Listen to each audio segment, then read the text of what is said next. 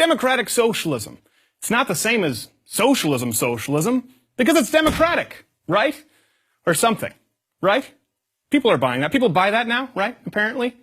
As though adding the word democratic in front of a word changes what it means. Just because we toss something to a vote doesn't change what that something is, nor does it alter whether that something is inherently good or bad. Couple of examples, because I know you'll ask. Hamas was democratically elected as the government in Gaza, despite the fact that the destruction of not only Israel, but the eradication of all Jews is in their official charter. Robert Mugabe, or Bobby Mugabe if you prefer, was democratically elected by a loving majority in Zimbabwe. Zimbabwe, how's that working out? Venezuela? Well, Hugo Chavez, noted personal favorite and friend of Sean Penn, to whom he constantly pointed as being unfairly characterized as a dictator when in fact he was democratically elected as a socialist. Well, how'd that work out for Venezuela? Well, it's now on the brink of collapse, despite it being one of the most resource-rich nations in the entire world. Basic things like eggs, milk, flour, and toilet paper are either too expensive for the average Venezuelan or simply out of stock. Out of stock, mind you, democratically. I know. Some of you will say, well, that's not fair because really we knew all along it technically was a dictatorship. Okay, that's fair. Let's move on to example number 2. Denmark? Okay, here's the time where you point to an entirely homogeneous population, about 1/60th the size of America's, and you point to that as the blueprint. Okay, let's go there. This is a place where the middle class can't even afford a car because of the 180% new car tax. And the Prime Minister was so fed up with Americans pointing to it as a beacon for socialist success that he felt compelled to clarify, I would like to make one thing clear. Denmark is far from a socialist planned economy. Denmark is a market economy. Sweden?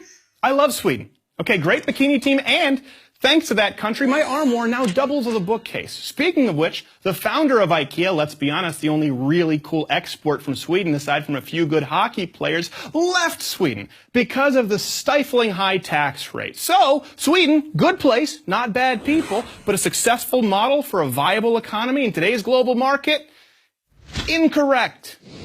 The fact is that over time, the greatest enemy of socialism is reality. The reality that human nature will invariably pull certain people toward individualism and success and others toward laziness and collectivism. The tension between the makers and the takers always leads to socialism's inevitable collapse.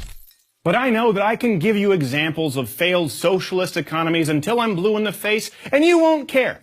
Because at least socialism is inherently more morally altruistic than the evil, greedy, capitalist warmongering seen in the West. Greed? What's more greedy than wanting to take from someone else something that you haven't earned? Unlike capitalism, free enterprise, which can only occur truly through voluntary transaction, socialism can only occur at gunpoint. That's what it comes down to. If you don't pay your taxes, once you get through the IRS and the auditing and the lawyers and the PR stunts, people make you give the government your money, an increasing amount of your money, the more successful you are, or they send in scary men with guns to take you away.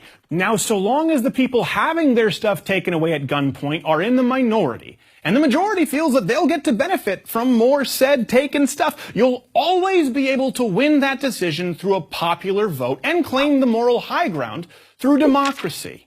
Putting the word democratic in front of your socialism doesn't make it any inherently more moral nor less violent. Did you get that? American wannabe socialists? Also, get a job.